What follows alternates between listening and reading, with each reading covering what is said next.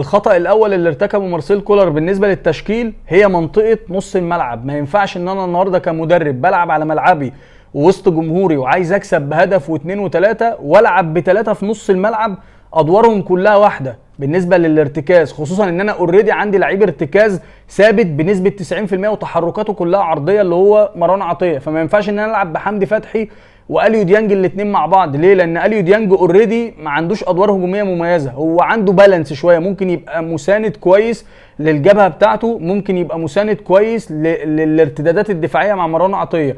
انما حمدي فتحي بيعمل الحته دي كويس، لكن بقاله فتره بعيد عن الماتشات، فبالتالي ما عندوش الريتم والسرعه بتاعه التفكير قبل ما الكره بتجيله، عكس عمرو السوليه اللي رجله في الملعب بقاله 3 4 ماتشات مع الفرقه وبيقدم مستويات كويسه. والسوليه بيعرف يلعب في الطريقه دي بشكل مميز جدا، بيقدر ان هو يشكل جبهه مع حسين الشحات وجبهه مع علي معلول، ويقدر ان هو يرجع يعمل الارتداد الدفاعي بشكل كويس. زائد